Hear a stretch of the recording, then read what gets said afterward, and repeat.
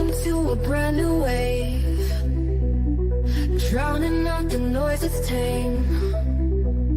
Liberty whispers through the brave, breaking free from every chain. Nullify the rules they crave, crypto beats that pave the way.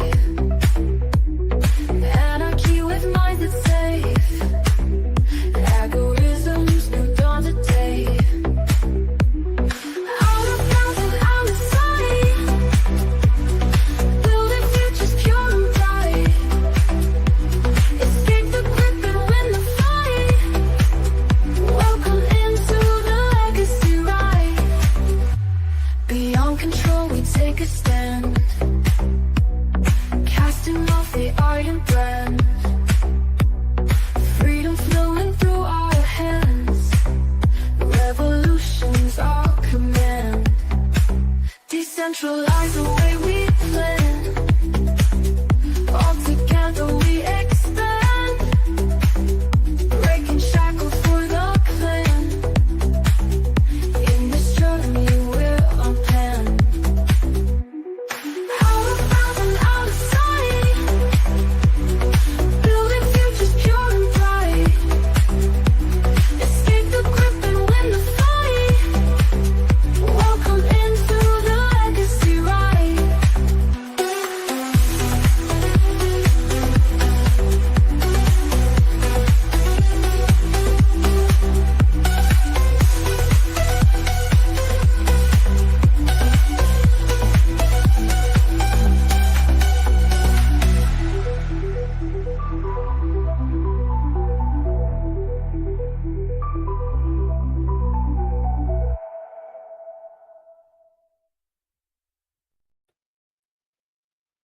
Let their own table before them become a snare. Let their sacrificial feast be a trap. Kind of sums up Bitcoin, everybody. But we're breaking Monero here on Crypto Wednesday.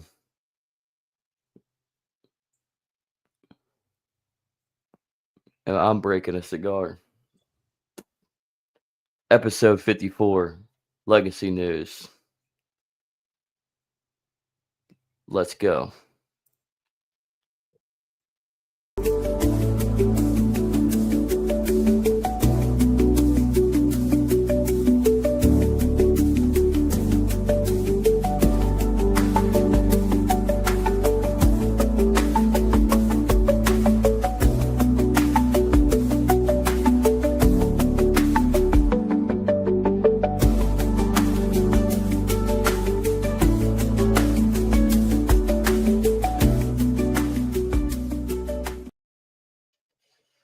Welcome in, Andrew Joseph. You like that little Hey, intro? Zach.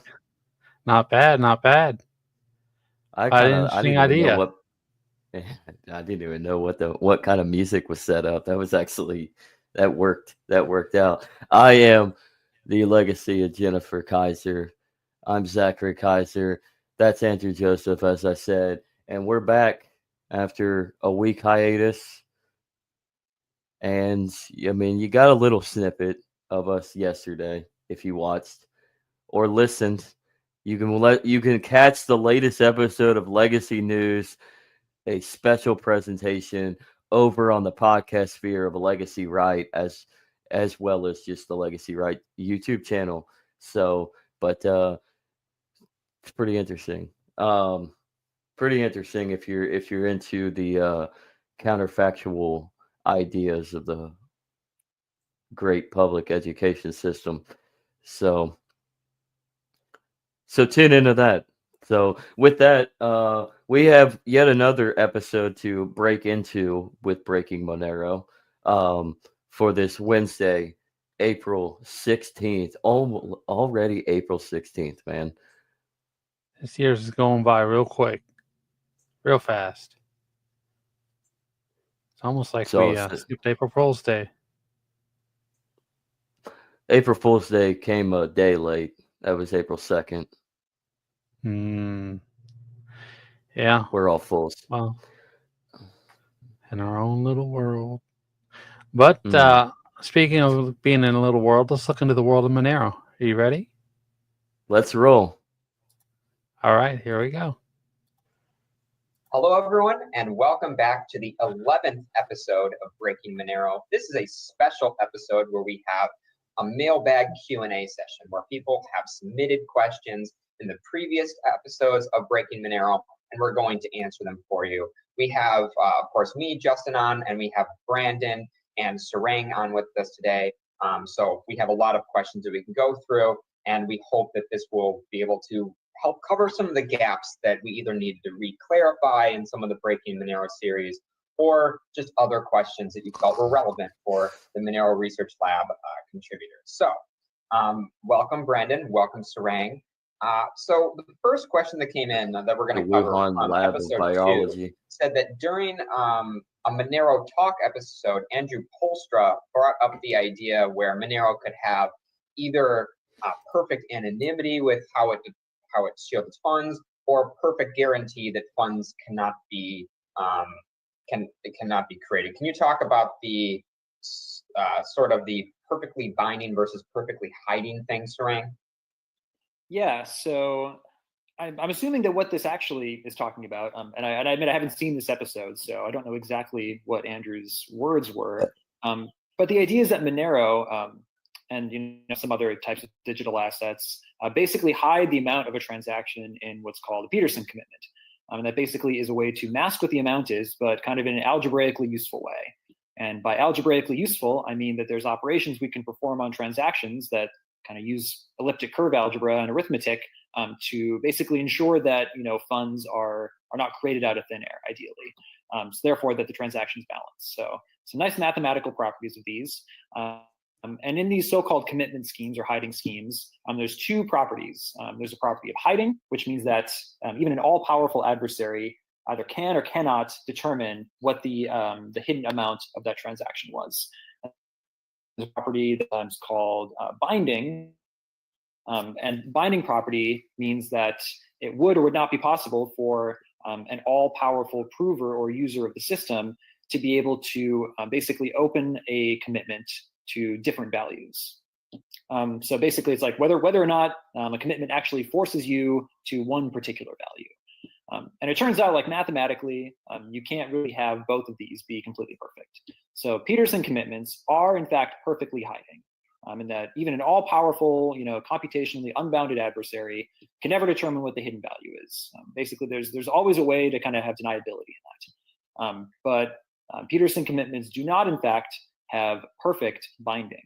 They are so-called computationally binding, which means that under certain computational constraints, you're basically limited to one particular amount, but they're not perfectly binding, which means that an all-powerful prover or user of the system could, in theory, open a commitment to multiple values, and that's not really good if you want to ensure that it's not ever possible to basically create funds or make transactions that appear to balance, but in fact don't. From a practical perspective, like these are well understood constructions, and these computational constraints are entirely reasonable. So that's why we call these things like computationally binding and not perfectly binding.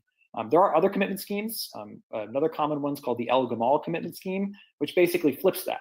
So an El-Gamal commitment scheme, if a project were to use that, effectively means that you're no longer perfectly hiding, and that a computationally unbounded adversary could find out what the hidden amount was, but in effect you are perfectly binding, which means that you couldn't later open that commitment to another amount. So the idea about like whether or not Monero can move to something that kind of flips this, it's complicated. Like such a thing would have to be consistent with the types of signatures that we use and the kind of range proofs that we use. There was talk in the Bulletproof paper, for example, of how one might go about modifying the protocols in a way that would be more computationally and space intensive, that could flip them to El-Gamal commitments. But again, such a thing would have to be, consistent with the other schemes that we use. So practically speaking, this isn't an issue because, we assume certain computational constraints on adversaries and users of the system. I don't know if Brandon, do you have any comments you want to make regarding commitment schemes? They get a little bit technical if you go into it, but sure. Well, actually, Tim Ruffing is also looking into, or has looked into something called switch commitments, which I believe you mentioned.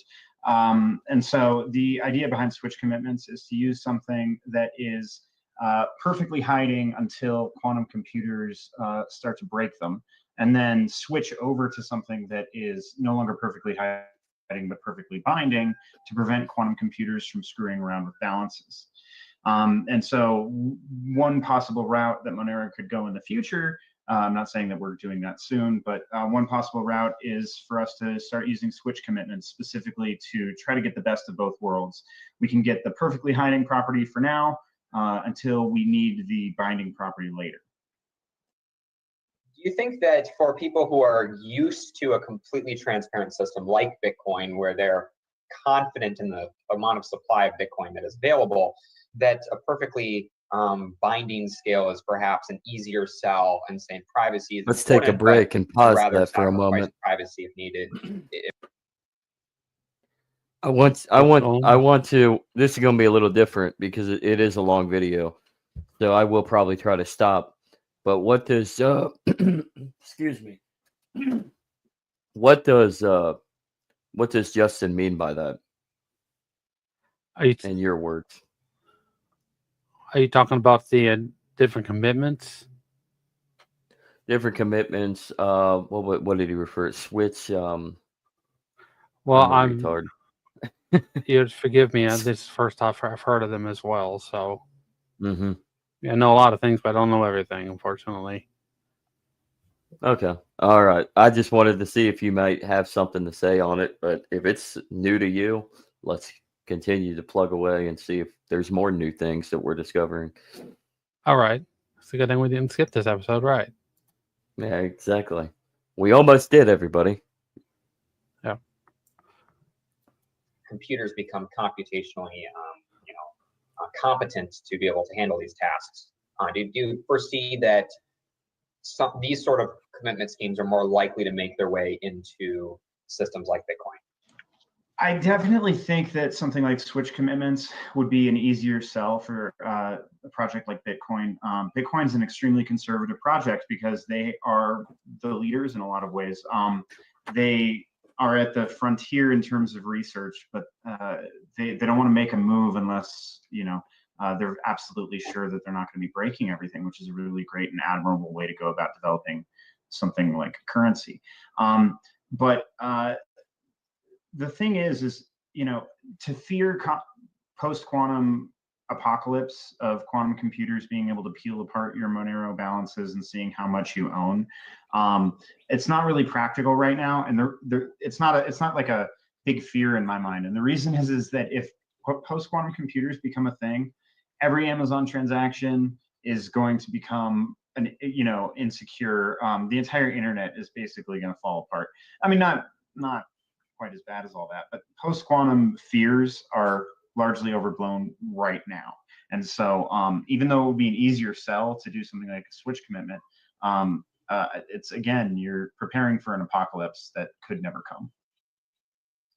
And I think it's also worth noting that Bitcoin doesn't need to use amount commitments because they don't hide amounts. So everything is already kind of wide out in the open anyway. All right, cool. Anything else you would like to cover on this question, either Sarang or Brandon?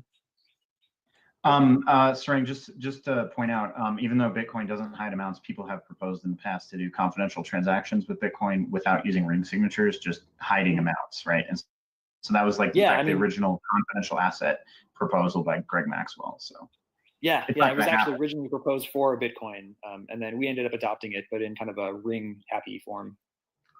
Do you really want to spend the rest of your life watching ads? Guys, just download Pi. It's a free Google Chrome extension, and it basically... Yep, exactly. Okay, so in the series Breaking Monero, we don't really go over the core mathematics. We more so talk at a high conceptual level for people to understand really what's going on. And so we had one person that asked us, even though we won't go over the mathematics, that they would like to know what some of the best textbooks are that helps get them introduced to these basics so they can start learning a little bit more about it. So I'm going to start with you again, Sarang. What are some recommendations that you have for people who are, perhaps getting started at an undergraduate level and want to learn more about these cryptographic schemes? Well, you're in luck because totally coincidentally, I happen to have two of the books with me right now. Either I brought them in advance or I just keep them right next to me at all times. You get to decide. Nerd. If you, Nerd. Oh, absolutely. So a lot of this kind of depends on what level you want to approach this from and kind of what background you're already coming in with. So, if you're I think he comfortable and keeps him familiar right with next to him all the time. basic undergraduate algebra and kind of want Look to at take that off head. from there, one good book I'll hold up here by Hofstein, Pfeiffer, and Silverman. It's called An Introduction to Medical Cryptography. And there are newer and older editions, depending on what your needs are. So this kind of does a good job of introducing some both classical and modern encryption techniques, just kind of from the start, just a good solid knowledge of kind of elementary, algebra, kind of high school and college level algebra. It's a good book for that. It's not a good book for a lot of really advanced techniques, nor is it really good for secure implementations. So it talks about the math behind it, but I would not rely on that to do any kind of secure implementation. But it's a very good book. Another one, if you are interested in a bit more formal approach, and this book I would say is not necessarily for the faint of heart. This is Katz and Lindell's Introduction to Modern Cryptography by Katz and Lindell. And this book is kind of like an advanced undergraduate / kind of beginning graduate book on a lot of the formalizations behind certain constructions. It's a very, very good, very, very thorough book. I would not say to grab that if you're kind of just getting started, but it does a really good job of talking about the formalization. So there's a lot of other good ones, but I think that those are two that kind of hit two big levels, both kind of just starting out with the math and really wanting to kind of nail down some of the security proofs and things like that. Excellent. And for those who are watching, I will link all these books and resources in the description of the video. Okay, Survey, I know you have another one you would like to share. Yes, sir. I just learned the other day that this document called An Intensive Introduction to Cryptography, which is a summary, which is a collection of slides and such from Harvard. They're currently using it at Clemson University to teach a blockchain course. So An Intensive Introduction to Cryptography, we'll be including a link later, as Justin just said. Yep, thanks. And the great part about that one is just free PDF. I'm sorry. Yeah. Did he just say that Clemson University, probably one of the most retarded universities out there, sorry, South, teaches a blockchain course? Seems like it. This is several years old, so it's either it's still there, it's advanced, or it's been thrown to the wind. I'm going to look that up. I'm going to fact check that, see if that blockchain course is still around. Let's continue with this video. All right. Exactly. It's always nice to get free PDFs.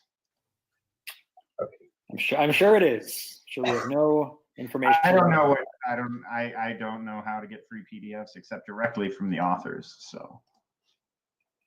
So I think with that, we can move on to the next question, which is saying they're interested, following our 5th episode, about how people will use AI and other techniques to find more heuristics on the Monero blockchain. We stated that there is no limit to the heuristics people could try to use to learn information about transactions on Monero.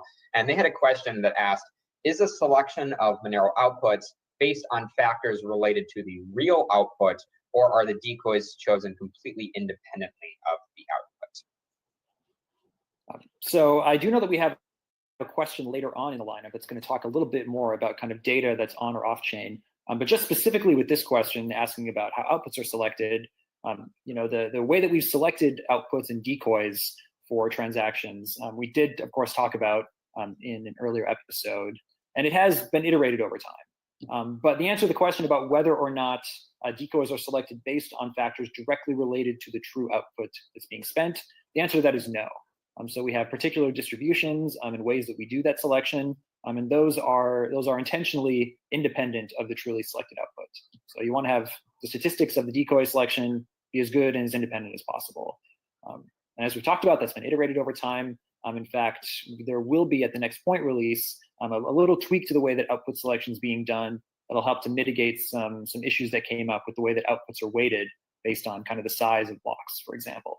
So constantly iterated on. It's kind of a theme that we have going on throughout the series, is that, yes, there are a lot of heuristics that are available, and we kind of try to hit the biggest ones, and output selection is one of them. So several researchers have recommended that Monero include at least some sort of binning, and by this I mean some sort of output selection in relation to the real output. So let's say that the output was generated in a specific block. One rule potentially would be include one other decoy that comes from that block, or include another decoy from any other set time period, or any number of circumstances. So how far off are we from really determining whether or not those sort of solutions have a net positive trade-off and are something we would like to improve, eventually include in Monero? Well, actually, that's funny. I'm right now working on Monero Research Labs Bulletin number 11, I believe is the number. We're currently running simulations on various methods to see. We want to ask the question. I found it. Oh yeah. First off, I looked up. I got a PDF of blockchain security and now this is from the spring of 2021, but I'd assume, I mean, things get revised. But blockchain security and privacy, Clemson University. So a course objective. The course is an introduction to blockchain technology and its business applications. The course consists of 3 parts. The first part is a series of lectures covering the basic concepts and cryptographical tools used in blockchains and cryptocurrencies. The second part is on programming experience on smart contracts in Ethereum. And the third part is for teams to work on projects and various business applications. Ideally, each team consists of students from math, CS, ECE, and others, a mixture of graduate and undergraduate students. Each team will be advised by one or both instructors, and the students have the option to continue working on the project in the summer or fall in the goal of writing up a technology transition plan. That's interesting. Hey, man. I also, go ahead. I'd say maybe it's a little more efficient education-wise than when I want to try to go to computer science school. Is try to get us to learn C, C++ in 6 weeks, which is impossible for somebody who's never did it before. Oh, so, yeah. It's just wild. Really? They think they can just get away with this. People aren't going to realize. And then I use Venice. Can you see that? As of 2025, several universities are, what is it? I don't know. It's hard to tell. It looks Italian. Oh, it looks Italian. That's yeah. But as of 2025, I asked Venice which universities teach blockchain course. It gave me 5 citations, which I'll bring up one of them. But as of 2025, several universities are known for offering blockchain courses. Here are the notable: Cornell University, obviously Ivy League, Stanford University, and the University of California, Berkeley, Ivy League of the West, basically. Old Pac-12, now ACC, weird. And Massachusetts Institute of Technology, Duke University. So I guess if Clemson's got to get into it in South Carolina, Duke has to get into it in North Carolina. Another Ivy League school in Princeton University. Then you have the University College London, another Ivy League with University of Pennsylvania. And then I went to one of the citations. Excuse me, everybody. For 25 best universities to study cryptocurrency. Here. And blockchain. And we get a little list of the 25 best universities from around the world. Number 1 being damn Singaporeans. Yep. It's filthy Singaporeans. National University of Singapore. Mm-hmm. Royal Melbourne Institute of Technology. Number 3, goes to America, University of California, Berkeley. We're not number University of one in Zurich. everything. Yeah, we're not number one in everything, but at least we're number 3. We're also number 5 with the MIT, Hong Kong Polytechnic, University College College London, obviously. It's because to tell she's Asian, right? Probably. So, but Asians interesting. can't do Stanford. maths I mean, unless your Stanford name's comes Andrew in at Yang. 12. Yeah. I mean, unless you're Andrew Yang's more American than he is Asian. That's why he can't math. But yeah, it's interesting. Stanford comes in at 12. So University of Oxford at 15. Cornell, an Ivy League school, gets beat out by 2 Pac-12 schools in California. And Old Pac-12. Damn. So, Andrew Yang but brings Taiwan great shame, I tell you what. so, but UCLA rounds it out as the top 20 in the top 25. It's So a nice mixed bag. It is a nice Like mixed the bag. mixing on a Monero. Oh, we got some Big Ten action, everybody, with the University of Illinois Urbana-Champaign, just south of Chicago, about 40 minutes. So we got some Big Ten action. So, but it's interesting. I mean, that's where we're at. I mean, they're trying to capitalize on this. I don't know if it's for the better or if it's for the worse, but Hey, only what are you time gonna can do? tell. Let's get back into it. That's the time I'm talking about. It's the time of my life. How can we ensure that the way that we construct output selection, or the way that we select outputs for ring members, how can we ensure that we minimize the probability that somebody can be singled out as the true signer? Unfortunately, there's a lot of challenges to this, right? One of the things that we're currently running is large-scale simulations, and we're just trying to pick out methods that produce the worst results when you try to break the Monero blockchain down. The main question is whether or not binning is helpful, and to what level binning is helpful. This is just currently an active area of research, and I only have some preliminary results, and I don't want to speak too much about that. But maybe Sarang has some thoughts. Yeah, I mean, one, there are, and again, like there have been different proposals over time for how you might do some kind of binning that selects ring members kind of based on each other, either based on block or time or different things. And part of it also just kind of comes down to the practical element, right? If our ring size is going to be a certain number of ring members, and if we know that we want a certain kind of time selection, that selects a lot of newer outputs and then a few older outputs based on whatever algorithm you're using.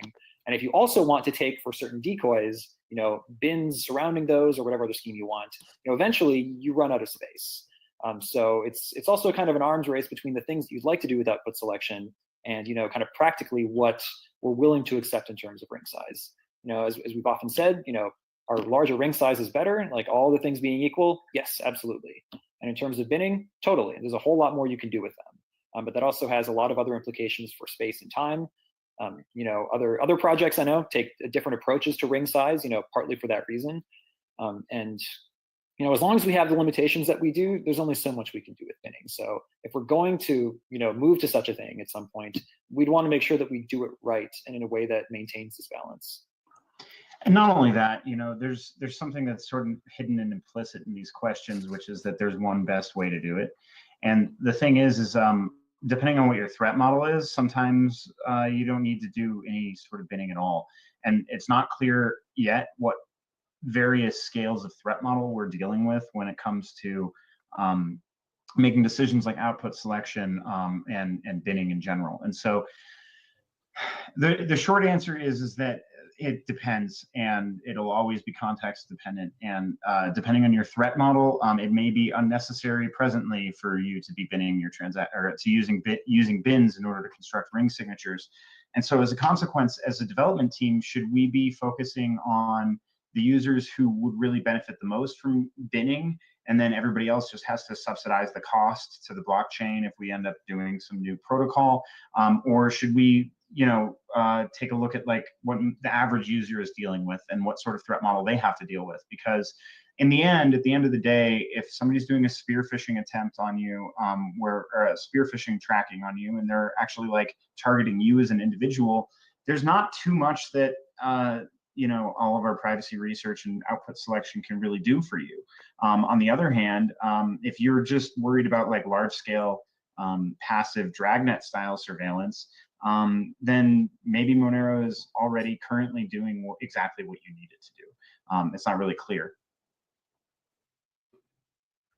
Yeah, thanks. Thanks, both of you. We'll come back to other questions in relation to what people's threat models is later. But I'm going to move on to another question that came in from the 7th episode that was asking for a little bit of clarification between what privacy that Monero provides versus the privacy that is provided with the Lightning Network, and a little bit more broadly what Lightning Network and other off-chain solutions might look like for Monero. Sarang, can you give a little bit of background here on sort of like what's the impact of these off-chain solutions? Yeah, so I mean, it's important to differentiate between on-chain transaction solutions and off-chain transaction solutions. So we're all very familiar with on-chain transaction approaches.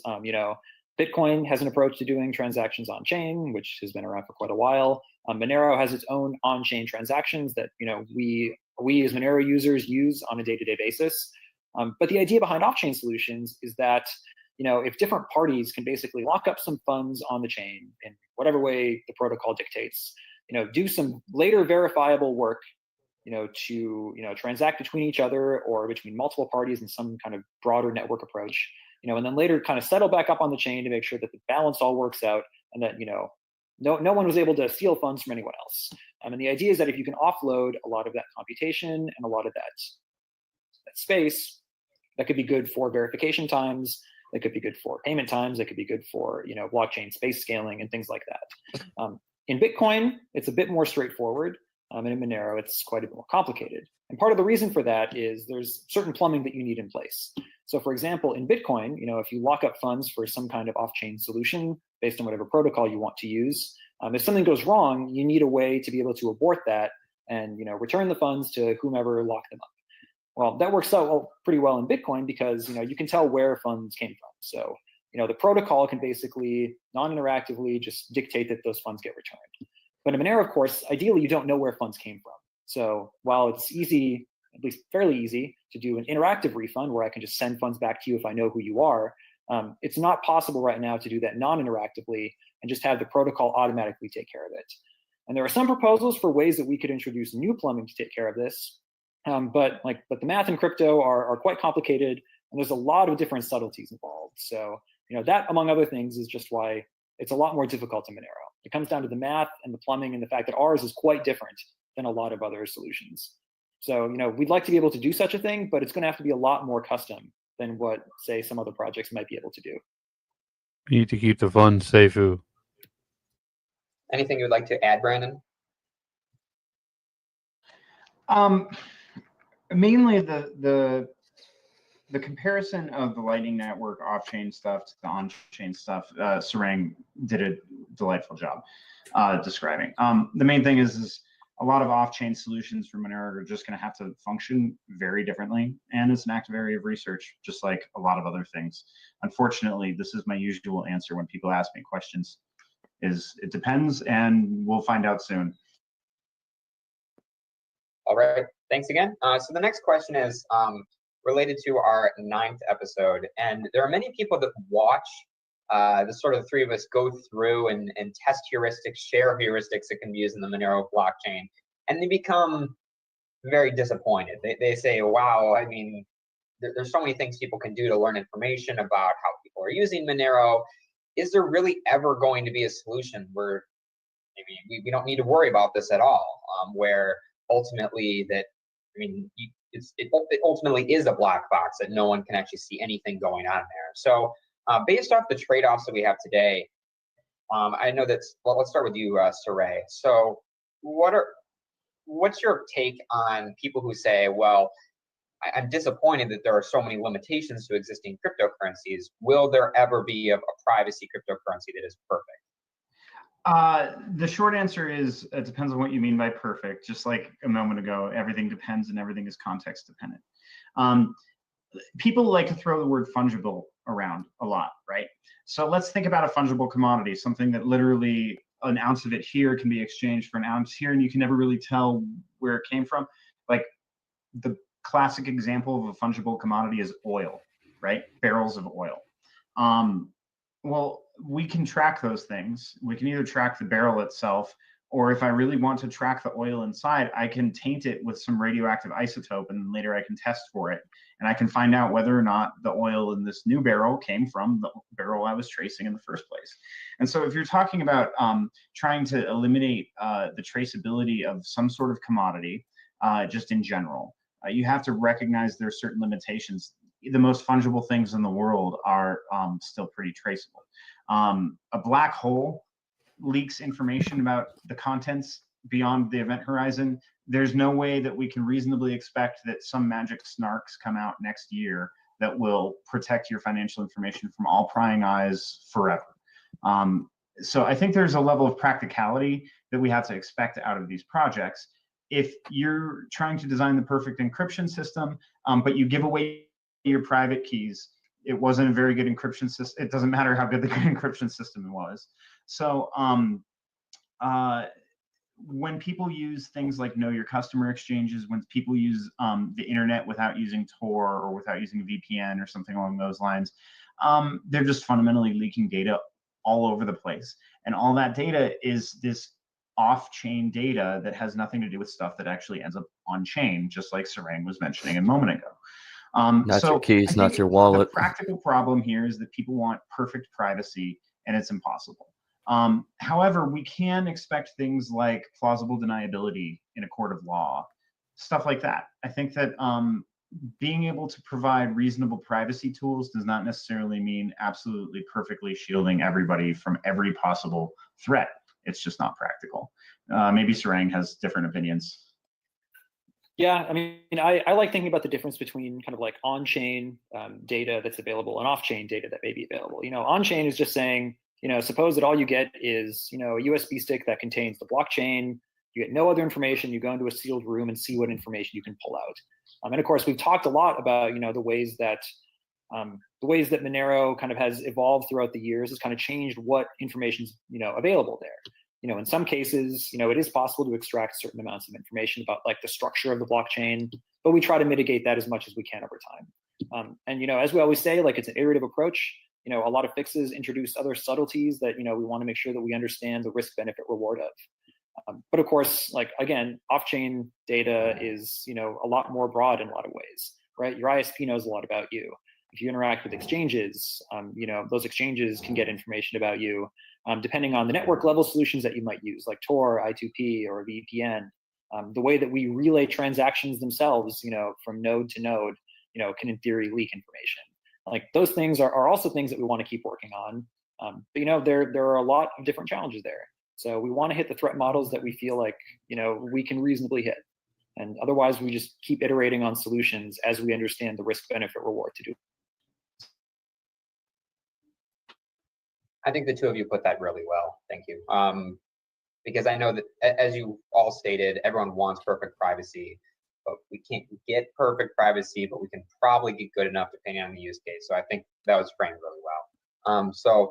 For the next question, they ask, what if Bitcoin Core devs decide to implement all of Monero's features? Will that make Monero obsolete? Will Monero no longer have a purpose if you know, Bitcoin today just is like, we're adding ring signatures or we're adding ring CT? What is your take? We can start with Sarang. So, I mean, we talked a little bit about this before, and I said, my God, that would be an amazing problem to have, which, you know, I still hold to be true, right? You know, like, I would love for people to care about, you know, financial privacy in this way. You know, right now, you know, a lot of folks are fine with using something that's transparent like Bitcoin, where, you know, either their threat model does not necessarily, you know, prevent the use of such a thing, or if it's just not something that they think about. If Bitcoin or some other asset were to add fantastic privacy features and people start using more privacy conscious digital assets, I think that's great. I've never thought about the space as being a zero-sum game where, if one project or asset does better, then all the other ones must do worse. I don't think that that's necessarily true. A lot of this comes from, academia and the computer science and math world, where information and ideas are shared and implemented where they make sense. And that's how this works. We get a lot of ideas from all over the place. A lot of them make it into Monero. Our hope is that some things that we do can make it onto other projects and make them better. And I think that the entire space grows as folks better understand how to make privacy better. And in addition to that, so what I love about this question, and I brought this up before we shot this, what I love about this question is that it reminds me of the ship of Theseus from philosophy, or like if you have a broom, right, and the broom handle breaks and you replace the broom handle, and then all the brushes at the end of the broom, like, they get worn out, and you replace the brush part of the broom, and then you have, is it the same broom as it was? If you replace every plank on a ship, is it still the same ship? If Monero's underlying technology ended up getting implemented into Bitcoin, would it still be Bitcoin? Would the new implementation just be a different implementation of Monero? I don't know how that would work. And it's kind of like asking, what if the sky was blue or was purple? It's like, I don't know. What if, man? It's an interesting question, but like Sarang said, it would be a really good problem to have. If the Monero approach behind ring signatures or anonymity sets or hiding amounts with commitments became popular with the Bitcoin core devs for privacy reasons, I would call that a win for everybody, just across the board. So yeah. Yeah, all of these assets, to some extent, they are tools to solve certain problems. And if you decide that Monero is the correct tool to solve your problem, then by all means use it. And if you decide that something else down the road ends up solving a different problem or the same problem better, then by all means go and use that. Our goal is to constantly try to be the best tool available. Even though I'm sort of a Monero shill and a Bitcoin maximalist, I'm not really a maximalist or a shill for any project, because the thing is, if every single cryptocurrency, if they're doing their job, every single one can function like a bank. And it's kind of absurd to look at the world that's around us and come to the conclusion that there will only be one bank.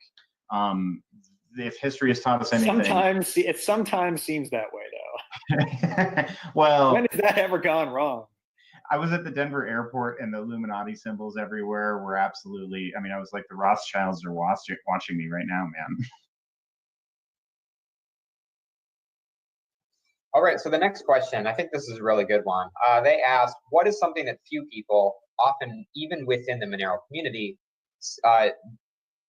do not seem to understand that you wish people had a better knowledge of?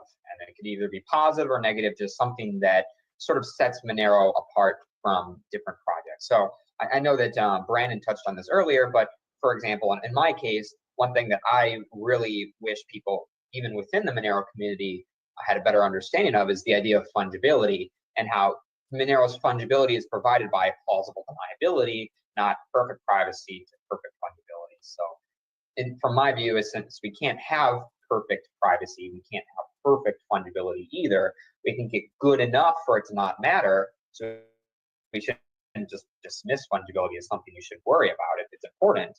But likewise, we can't necessarily say all the time that it's perfect in every use case. So hearing my example, Brandon, what do you think is one example where you wish people knew a little bit more about Monero, something you need to keep reminding people about? So Monero is, it's actually not really a technological thing, because most people don't know too much about the tech behind Monero. If you talk to people, they might have heard of ring signatures or key images, but even in the cryptocurrency space, our technology isn't, it's novel compared to some of the stuff in Bitcoin. But one thing that I do enjoy having to explain to people a lot is the decentralized nature of the Monero project, because we are totally non-hierarchical and we take that really seriously, and it's actually sort of problematic. So if I'm speaking to like professors at a university, they try to wrap their mind around the governance structure at Monero, and they just can't do it, because they're like talking, they're coming from this perspective of a university professor, and there's deans and provosts above them, and there's grad students below them, and there's a clear hierarchy. And really what it comes down to is the Monero community is one of the most little d democratic communities that I've ever had the joy of experiencing before, because it seems like almost everybody has a voice, and if one person gets shouted down, it's because they're being perceived by the majority as being a jerk or being wrong or being a troll or something along those lines. So the lack of structure and the lack of a legal entity behind the Monero community is actually one of the things that I have a hard time explaining, even to like hardcore Bitcoin people who think they're all about decentralized open source projects. Thanks, Brandon. What about you, Sarang? If you ever walk alone at night, you need to see this. Special Forces designed this flashlight to blind attack. I think for me, it kind of comes down to the idea of iterative changes. I mean, if anything's clear from the series that we've done so far, I think one important lesson is that there is a very, very large potential, attack and analysis surface to a decentralized digital asset. And especially a decentralized digital asset like Monero, whose goal is to work toward privacy and fungibility. And so what that means is that, changes that we make to, kind of one part of the protocol or to the client software, for example, can have a lot of other effects on other parts of the protocol and the client software. So what that often means is that, what might seem like a fantastic fix or change, might have other impacts that are either understood to be not so good, or that are, fairly poorly understood. And so as a result, a lot of what we do for the changes that we make, a lot of it comes down to kind of risk-benefit analysis and trying to determine what the effects of those changes are going to be and whether or not we consider the benefits that they bring to outweigh the downsides. So, there's a whole lot of things that are kind of on the table as things that we could do. And, the number of things that we actually do is going to end up being a lot smaller, in part because of that. And again, that doesn't mean that, we shouldn't continue to strive to do better. Like, that's one of our goals, is to always iterate to try to do better than possible. But I guess I wish more people understood the idea that, because this is a very large, complex potential attack surface, that, there are a lot of different trade-offs that we have to consider. And hopefully we continue to do a really good job of kind of analyzing those trade-offs whenever possible. Where do the two of you see Monero in 5 or 10 years? And what do you think it'll take to really get there? What changes do you imagine will happen? Oh, man. I guess what I would like to see personally is for us to kind of in the more short term, do a better job of kind of closing up any, kind of remaining bits of metadata that may be floating around. Again, like it's impossible to kind of fully remove any elements of metadata, but things like continuing to try to optimize output selection and looking at transaction relay and network level solutions. Maybe being able to make proving systems as a bit smaller and more efficient to help space and verification time. And I guess in the longer term, like I've always said, moving away from ring signatures and small anonymity sets would be pretty great, because a lot of the issues that we have surrounding our transaction graph, ultimately in some sense come from the fact that we have a fairly limited anonymity set from ring signatures. That's a very, very complicated thing to try to move away from. There's a lot of limitations in place because we're not willing to accept things like trusted setups. And of course, any solution that we would adopt would need to be compatible with kind of the existing, protocols that we could, get everyone kind of moved over to a new system. So I would like to see us there. Whether or not that's kind of on the horizon is still, I think, kind of an open question. One of the really interesting things that have happened over the past 2 years has been this explosion in cryptography research, applied cryptography research. There have been more papers published with novel zero-knowledge proving systems that are parallelizable and linear and all these nice properties. It has come out like basically once a month. I'm finding some new paper that totally blows my mind. And so anticipating where we are 5 to 10 years from now is kind of scary. I kind of feel like we're pretty close to, I don't want to be like one of those futurist singularity guys, but like there is so much stuff coming out. I cannot anticipate what next year is going to look like compared to 5 years from now.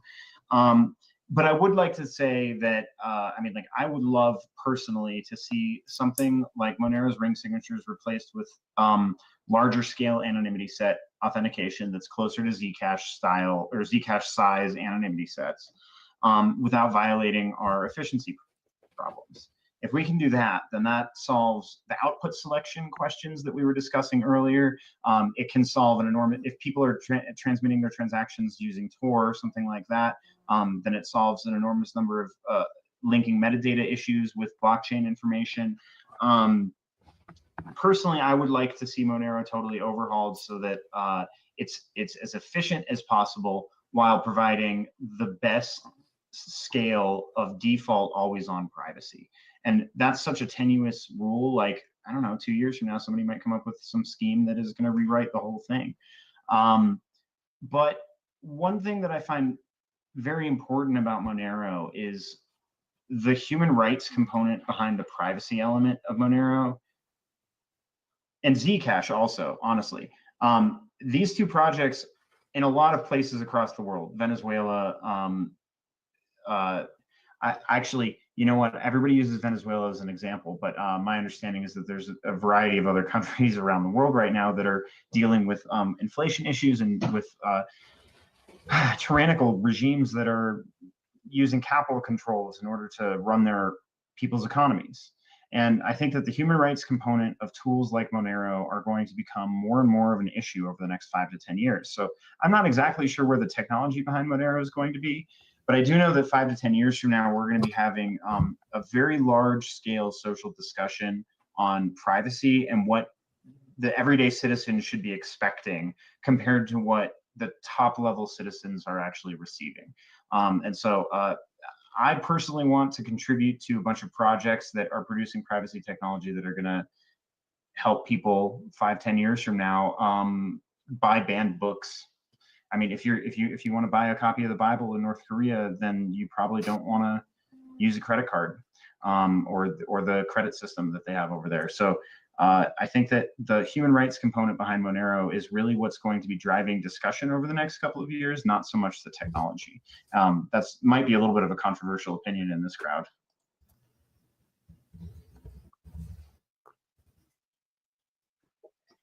I don't have anything personally to add to that. So I think since Sarang's keeping pretty quiet too, I think we'll move on to the next question, which we sort of covered answering the previous one. So it is, what is something that you wish could be improved upon that is not something that like if you had the ability to just flick a magic switch and have Monero implement immediately, but is still in the middle of achieving community consensus, there might be some disagreement still on the actual implementation, these sort of things. For me personally, I have 2 things I really want to talk about. So first, our payment IDs. I would love to get rid of them. I would love to say just only use sub addresses. Let's get rid of them as soon as possible. And the second thing is, I wish that in general, the Monero community was a little bit more aggressive at banning dumb behavior on the consensus layers much sooner when it's discovered. So things like prohibiting transactions from having only one output, I think should be something that we should be very open to in a Monero community, and not something that we're like, well, let's just make it a wallet default. I mean, I think that Monero is one of the best communities at making these consensus changes, but I wish that we were even more aggressive against these small little dumb metadata things that maybe people aren't doing at a large scale, but they shouldn't be doing at all. So, Sarang, are there any other things that are sort of annoying you that you wish you could just snap your fingers and have implemented in, Monero Sarang diet fork or whatever it is? I mean, in general, I agree. I think that ideally we would be more aggressive about trying to make transactions a lot more uniform, to the extent that's reasonable, via consensus, just to ensure that, all, different wallet solutions or different approaches don't end up, being potentially detrimental to people's privacy. And besides that, we're working on like potential changes to signature schemes, and once those are solid and in place, I wouldn't say that's like a controversial thing right now or anything, but I see those solutions possibly improving space scaling and verification times and things that I think could be beneficial. Not like world changing or anything, but nice optimizations. I like to optimize.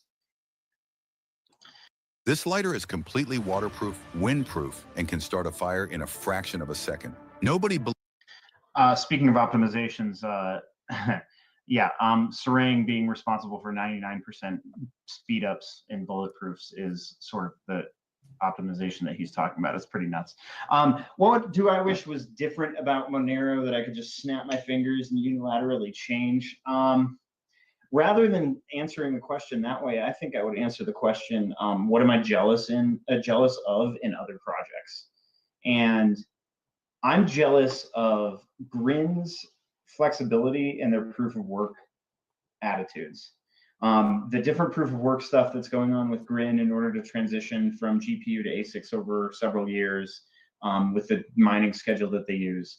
I find that stuff really, really interesting. And I find that Monero's approach to proof of work, while also very interesting, I would prefer to do something that's sort of transitioning towards ASICs that are commoditized, rather than just trying to hold off the ASICs for as long as possible. But this is a long ongoing conversation and I don't have a solution. Otherwise I would write up a proposal and then I would unilaterally be trying to make a change. So that's not really the question, is it? Anyway. No, thank you. So those are the main questions that we had come through. So Brandon, you had a few last things that you wanted to leave the viewer with that you feel are very important. Well, actually only one of them is important. The other one is very unimportant. The really unimportant one is somebody asked like what our hobbies are, and I was the only one willing to talk about my personal hobby. I love bonsai trees. I love bonsai gardening, and it's totally cool to like repot a plant and find out it has like 5 foot long roots and you should have repotted it already. It's a fun experience. But actually the important thing that I wanted to bring up is the Monero Conferenza this June. June 22nd and 23rd in Denver, Colorado. We are flying people out from all over the world in order to come talk about Monero and Monero related stuff.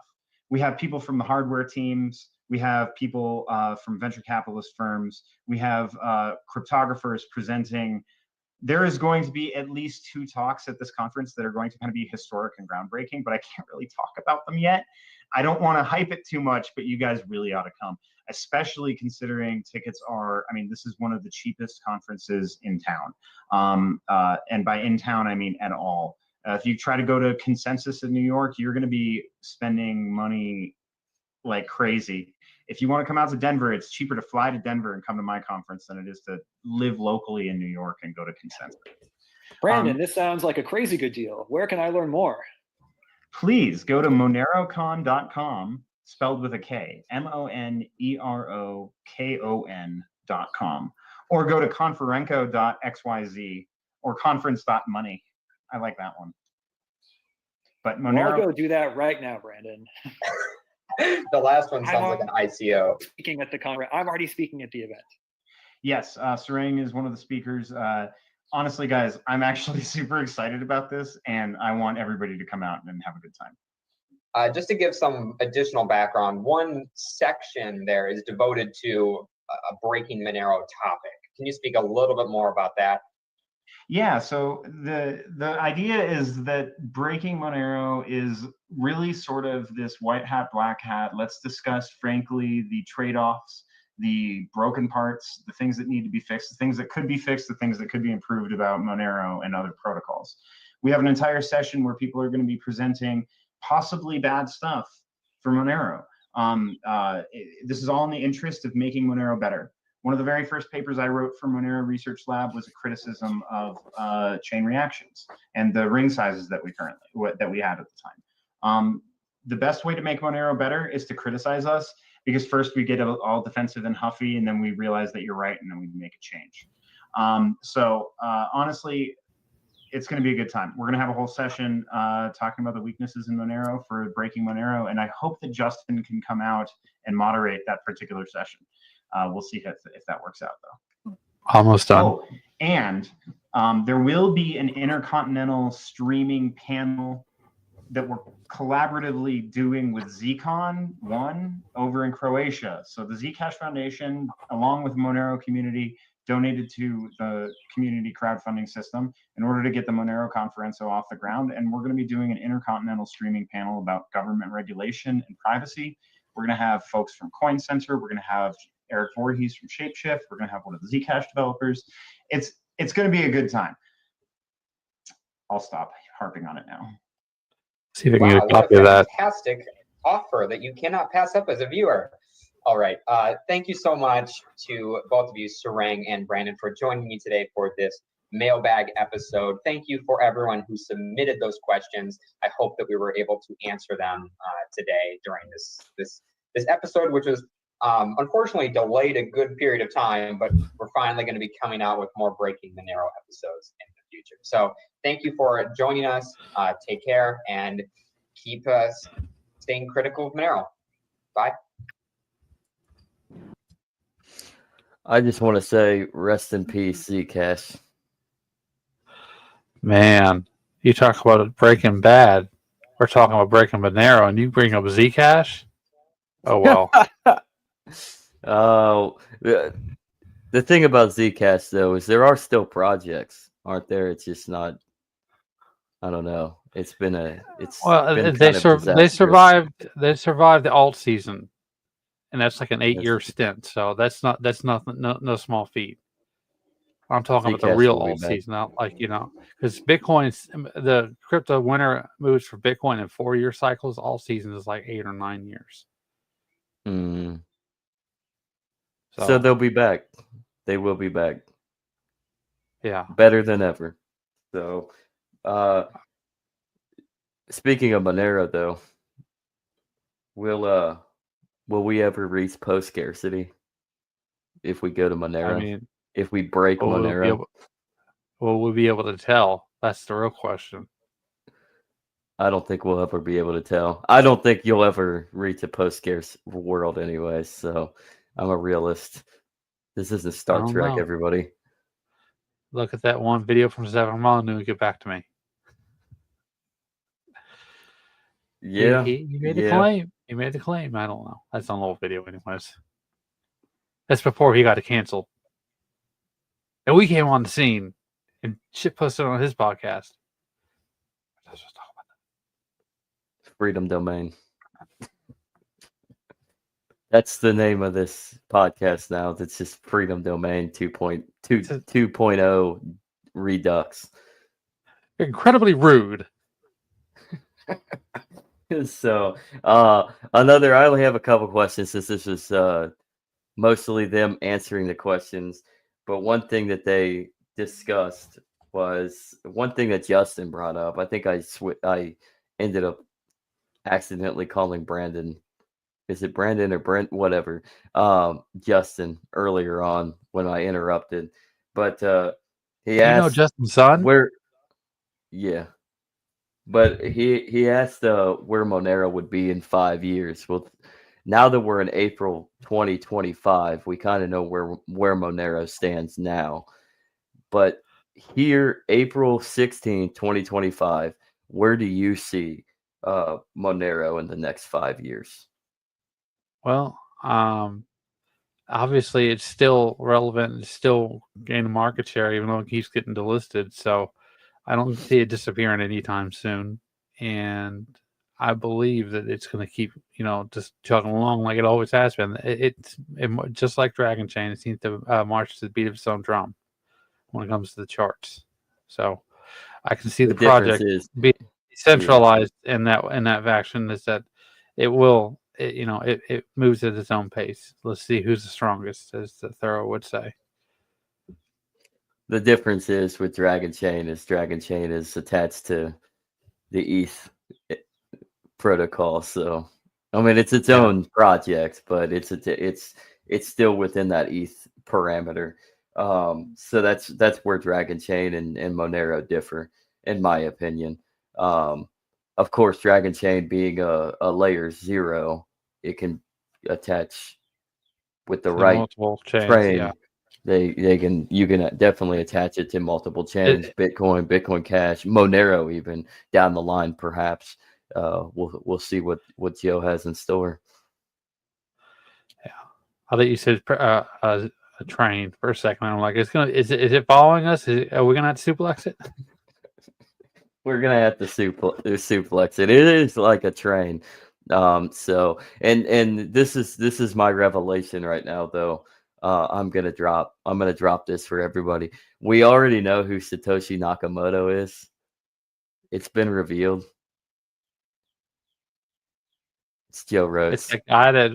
Oh, okay. I said I got hooked up to the Canadian exchange, but okay, that'll work too. Maybe that's the guy that filed the lawsuit against Joe. Is it? Yeah, I think Damn. he talked about that way back when I first,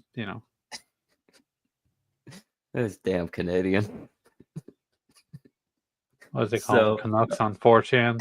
Oh, 4chan was hacked, but 4chan's done. 4chan is done. for now. And For now. it turns out, speaking of 4chan, it may have just been a cesspool of fans. They should have bought Monero when they had a chance. You should have. You should have. Speaking of Monero, to stay on track, do you see Monero as the next viable currency exchange on commodity? With its privacy protocol, its plausible deniability, its concept of ring size. I don't see that I happening mean- anytime soon, because the way that a blockchain like Monero works is that the people that are like white market actors, like Procter and Gamble and a bunch of other ones, Dove, I don't know who owns Dove off the top of my head. Sorry, but Walmart. Dove, I think it's Procter. I think it's Procter and Gamble that owns. My Dove. bad. Yeah, my bad. They My bad. everything. But like Walmart, Target, they buy these things like covertly, indirectly, and then they hold up a whole large amount of money of it in it, and eventually they can introduce it to their books, and then they can start trading it for for actual work related things, and that's how they get it. They legitimize it. So not in the immediate picture, but down the road I can see it. Yeah. Down the road, certainly. I think right now it's still the Bitcoin still has the traction for white market actors, big business, big corps, banks. So I think that's the scale that they're gonna go. Even though Bitcoin can't really scale, too fucking large. Thank you, small blockers. But I mean, to transition that question though, do you foresee any sort of crypto exchange directly influencing commodity across the world market in this day and age? As the dollar's dying, we don't know exactly what BRICS really is. If it's just, I mean, BRICS has been around. The idea of it's been around for like 40 years. It still hasn't made any esteem. So it's just now in the news. Bitcoin and Ethereum are definitely shoring up the financial system because they realize the game's up and they can't rig it anymore than they already have.